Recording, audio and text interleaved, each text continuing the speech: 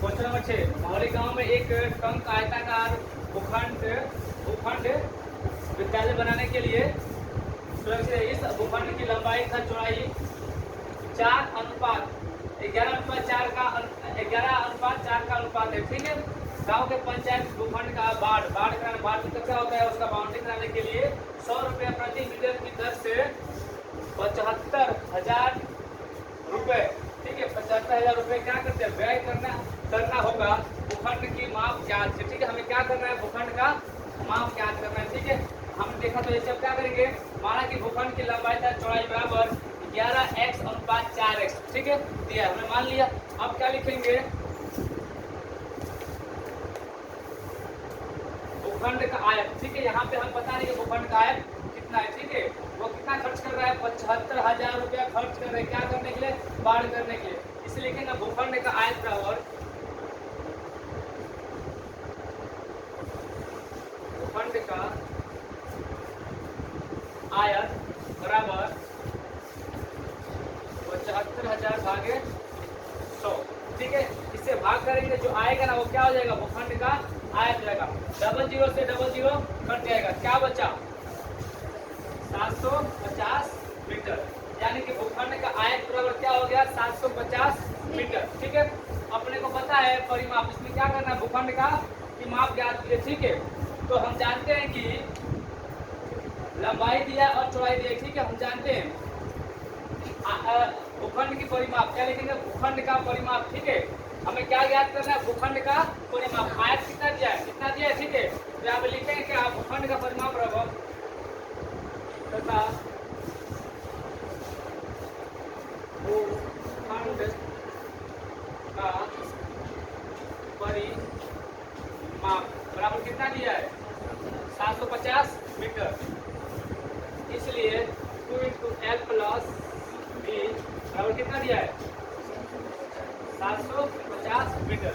अपने को पता है लंबाई और चौड़ाई दिया है, लंबाई कितना है, यहाँ पे लिख सकते हैं ना, 11x +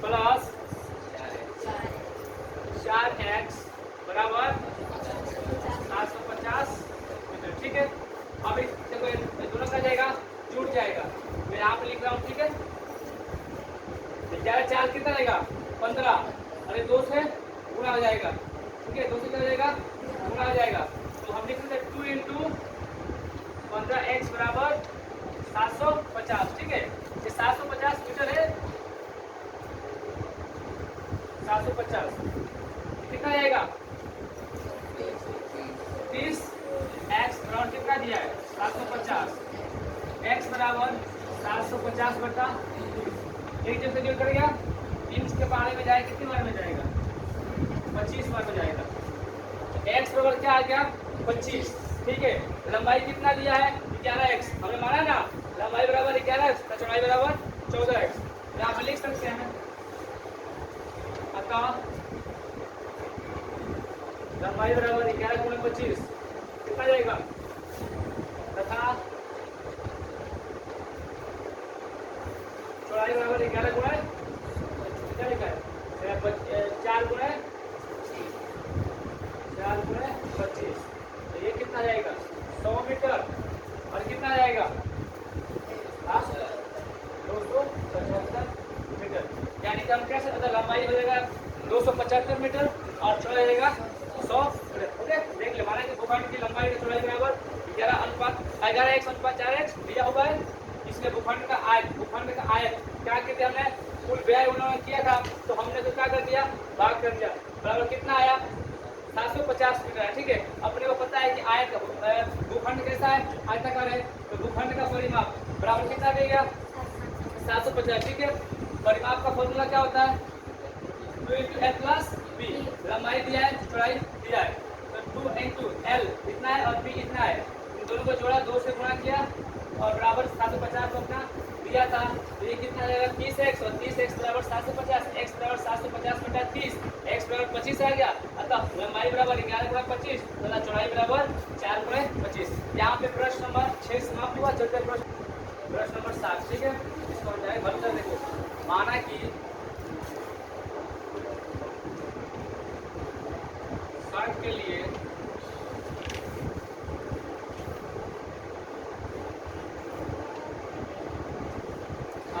गया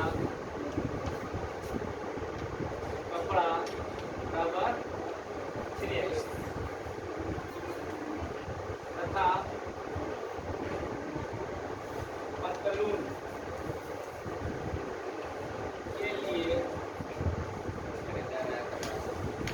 खरीदा गया कपड़ा बराबर 2x। ओके, 1 मीटर शॉर्ट का कीमत कितना है? 50 रुपये। ठीक है, देखिए यहाँ पे 1 मीटर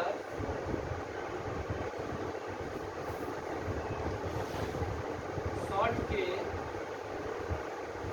कपड़े का कीमत बराबर कितना है? 50 रुपया। इसलिए 3 मीटर शॉर्ट के कपड़े का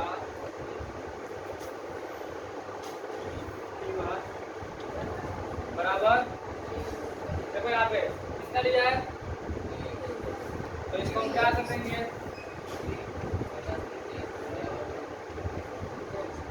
150 है। ठीक है, ऐसे आप माना कि शर्ट के लिए खरीदा गया कपड़ा बराबर 3x, पतलून के लिए खरीदा गया कपड़ा बराबर 2x। 1 मीटर शर्ट के कपड़े का कीमत बराबर 50 रुपये। ठीक है, तो यहाँ पे इसलिए 3x मीटर कपड़े का 3x शर्ट के कपड़े का कीमत बराबर 50 में 3x। ठीक है, देखो उसमें एक सवाल में क्या है कि एक शर्ट को, एक वर्दी बनाने के लिए 3 मीटर शर्ट का और 2 मीटर पैंट का कपड़ा खरीद रहा है, और लास्ट में वो क्या कर रहा है, एक को शर्ट को 12% लाभ पे बेच रहा है और पैंट को 10% लाभ पे बेच रहा है, और बेचने के बाद से लास्ट में 36,600 रुपये फायदा वो कमा रहा है।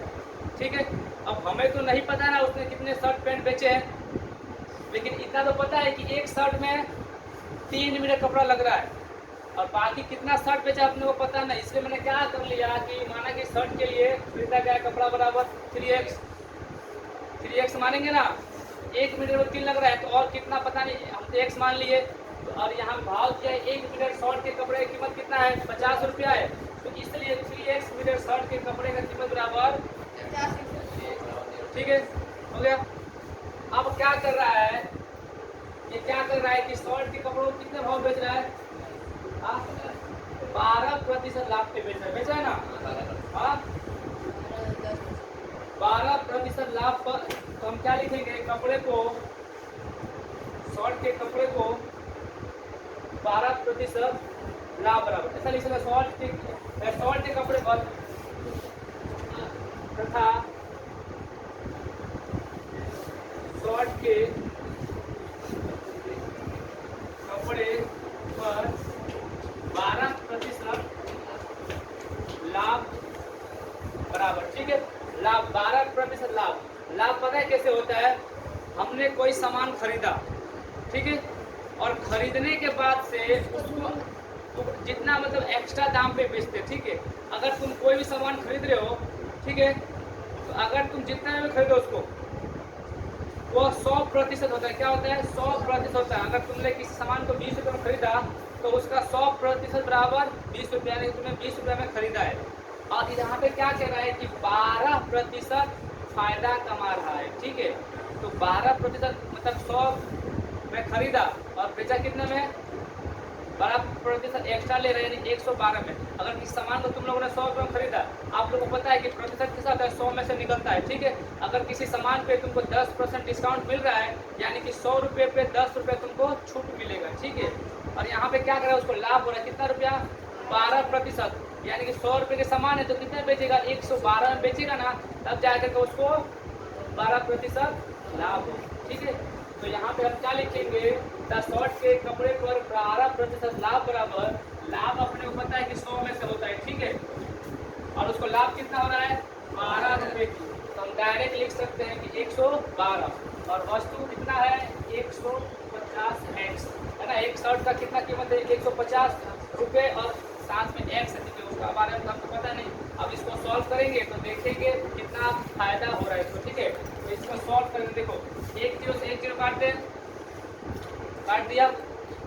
अब देखो ये 10 है और ये 15 है, 5 के पहाड़े में कटेगा, ये जाए कितनी बार जाएगा, और ये 3 बार में गया, ये 2 के पहाड़े से कटेगा कितनी बार में, 56 में जाएगा, 56 बार में, 56 बार में 56। इसका गुणेंगे 3 से 18 का 8, हाथ में 1, 15 1 16, 168x, यानी कि शर्ट के कपड़े को 12% लाभ पे बेच रहा है तो कितने बेचेगा, 168x पर बेचेगा। यहाँ पे शर्ट का काम फिनिश हुआ। चलते हम पैंट के भाव पे, ठीक है। हमने माना ना पतलून के लिए खरीदेगा कपड़ा, तो यहाँ पे अब मेरे को क्या करना पड़ेगा, तो हम अभी देखते हैं 1 मीटर पैंट का।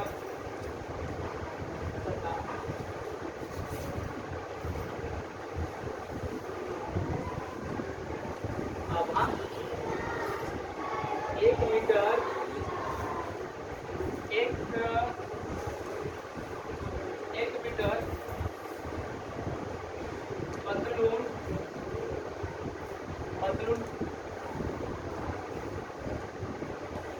पतलून के कपड़े का मूल्य कितना है, 1 मीटर कितना है, 90 रुपया ना, 90 रुपया। इसलिए 2x मीटर पतलून के कपड़े का मूल्य हो जाएगा 2x बराबर 180, ठीक है। 180 लगा लीजिए, इससे मैं इसको मिटा रहा हूँ, ठीक है।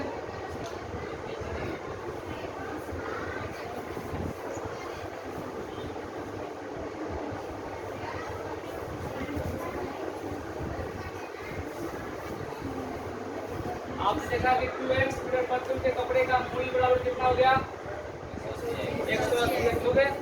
अब इसको कितने प्रतिशत लाभ पे बेच रहा हुआ, 10% लाभ पर बेच रहा है, इसलिए लिखेंगे हम, इसलिए पतलून के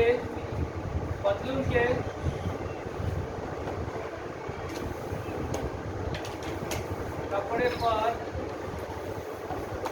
पतलून के पर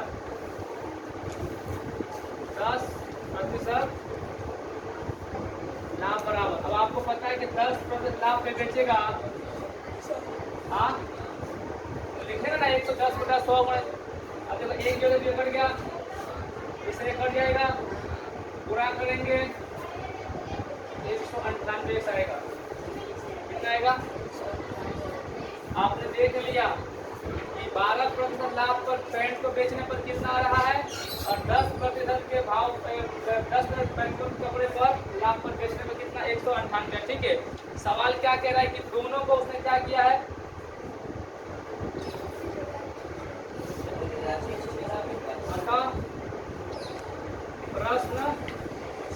प्रश्न से क्या 168x प्लस 198x बराबर 36,600 रुपये, ठीक है।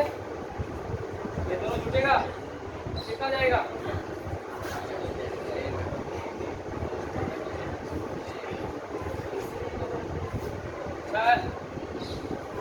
छः का 6 हाथ में, मतलब 16 का 6 हाथ में 131, x बराबर, ठीक है। इसलिए x बराबर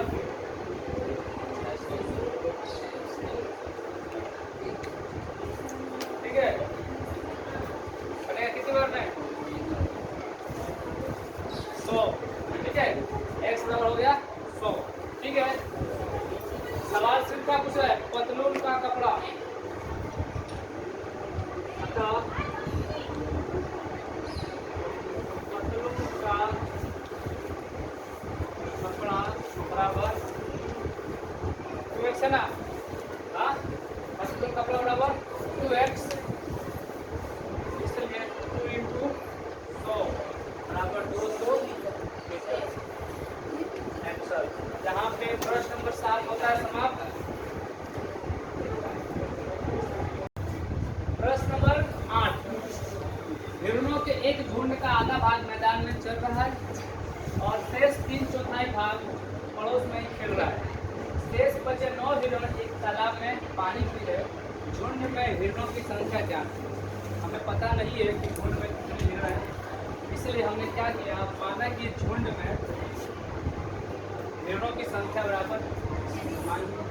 अब हम लिखेंगे प्रश्न, किससे? प्रश्न x बराबर टोटल हिरण कितने हैं, x। कह रहा है कि झुंड का आधा भाग हमने पूरा भाग माना x, आधा को हम तो दिया गया उसको 2 से भाग करेंगे तो आधा आएगा ना, तो यहाँ पे हम लिख सकते हैं क्या, x/2, ठीक है। उसके बाद से कह रहा है हिरणों का आधा भाग मैदान में चल रहा है और शेष बचे, ठीक है। प्लस करेंगे, सबका जोड़ना पड़ेगा ना। शेष बचे कितने, 3/4, तो 3/4 3/4 लिखते ना। अब शेष किसमें से बचे, x माइनस x/2, मतलब पूरा झुंड था, ठीक है। पूरा जो झुंड था ना, उसमें से हमने क्या कर दिया, घटा दिया। कितना घटा दिया, x/2, और उसको क्या करके हमने पूरा कर दिया 3/4 से। तब जा करके होगा क्या कि हिरणों का जो 3/4 भाग क्या कर रहा है, खेल रहा है। कितना, 3/4, पूरा कितना हिरण है, x है, तो उसमें x में से आधा भाग तो निकालना पड़ेगा ना। आधा निकालने के बाद से ना उसका 3/4 भाग क्या कर रहा है, मैदान में खेल रहा है। आधा निकालने के बाद उसका 3/4, और उसके बाद से फिर कह रहा है कि शेष बचे 9 प्लस 9 क्या कह रहे हैं, पानी पी रहे हैं तालाब में। तो कह रहा है कि कुल हिरणों की झुंड क्या है, ठीक है। अब हमने देखा यहाँ पे कर लिया, इसको हम सॉल्व करेंगे, ठीक है। इसका हम क्या करेंगे, इसका हम गुणा करेंगे, ठीक है। इसका हम गुणा करेंगे, किससे, इसका हम गुणा करेंगे, ठीक है। अब हम लिख सकते हैं x बराबर x/2 प्लस नीचे होगा 3 होगा ना, 3x/4, बीच में माइनस का चिन्ह है, लगाएंगे, 3 का पारा करेंगे, कितना आएगा, बटे में 4 दूनी प्लस 9 हो गया। अब यहाँ पे हम देख सकते हैं इन सबको क्या करना है, इनको जोड़ना है, इसको घटाव करना है, ठीक है। तो इस सब का क्या करना पड़ेगा, एलसीएम निकालना पड़ेगा। 2, 4 और 8 का एलसीएम क्या आएगा, 8 आएगा ना 8। तो यहाँ पे हम लिख सकते हैं क्या, x बराबर, यहाँ पे मैंने 8 लिख दिया, ठीक है। यहाँ पे 2 है तो किससे गुणा करना पड़ेगा, 4 से गुणा करना पड़ेगा, तो ऊपर में 4 से गुणा करना पड़ेगा, तो कितना आ जाएगा, 4x। यहाँ पे लिख दो 4x, प्लस का चिन्ह है लगाया, यहाँ पे 2 से गुणा करना पड़ेगा, ऊपर में 2 से कितना आ जाएगा, माइनस का चिन्ह लगा दिया, यहाँ पे ऊपर भी 3x, इसके नीचे कुछ नहीं है, ठीक आएगा। यहाँ पे 8 से करना पड़ेगा, तो यहाँ पे भी 8 से करना पड़ेगा, 8 9 प्लस 72 हो गया। अब आप देख सकते हो 6x में से 3x जाएगा तो 3x बचेगा ना, यहाँ पे लिख सकता हूँ x बराबर 7x हुआ, 7x 4 और 6 में से 3 चला गया, 3 बचेगा ना, तो 7x है ना, 7x प्लस 72 बटे में 8 हो गया। बटे में कुछ नहीं, 1 होता है, क्रॉस से गुणा कर देंगे, करेंगे यहाँ पे क्रॉस से गुणा करेंगे ना, ये कितना जाएगा, 8x रहेगा, और और यहाँ पे 7x प्लस 72, तो यहाँ पे लिख सकता हूँ क्या मैं 8x बराबर 7x प्लस 72। ओके, अब हम क्या करेंगे, ये प्लस में इधर आएगा तो 8x माइनस 7x बराबर 72, 8x में 7x किया तो x बराबर 72, यानी कि झुंड में हिरणों की संख्या बराबर, अतः झुंड में हिरणों की संख्या बराबर 72। आंसर यहाँ पे प्रश्न नंबर 8 होता है। दादाजी की आयु अपने पौत्र की आयु की 10 गुनी है, ठीक है।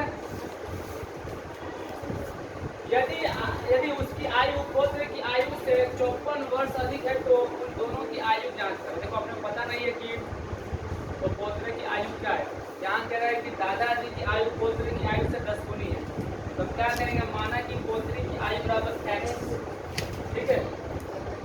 इसलिए दादाजी की आयु बराबर 10, ठीक है। कह रहा है कि उनकी आयु पौत्र की आयु से 54 वर्ष अधिक है तो उन दोनों की आयु क्या है, ठीक है। अब यहाँ पे क्या कह रहा है कि उनकी आयु है ना, पौत्र की आयु से 54 वर्ष अधिक है, ठीक है। हम यहाँ लिखेंगे प्रश्न से 10x बराबर x प्लस, बताइए क्यों, तो कह रहा है कि पौत्र की आयु से 54 वर्ष अधिक है, किसकी आयु, दादाजी की आयु, तो कह रहा है दोनों की आयु क्या, तो इससे मैंने क्या लिखा 10x बराबर x प्लस, अब हम क्या करेंगे, इसको सॉल्व करेंगे, ठीक है। ये प्लस में x है, डालेंगे,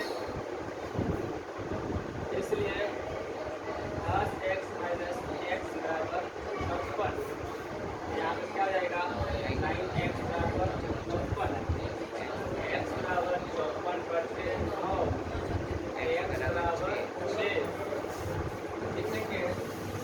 अतः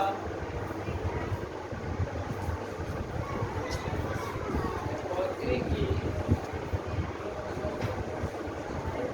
आयु बराबर 6 वर्ष तथा दादाजी की आयु बराबर 7। अब आप देख सकते हो वहाँ पे अगर पौत्र की आयु 6 वर्ष है तो दादाजी की आयु 10 गुनी थी तो 60 है, दिख रहा है। और यहाँ पे प्रश्न नंबर 9 होता है, सब आप चलते हैं प्रश्न 10 की ओर।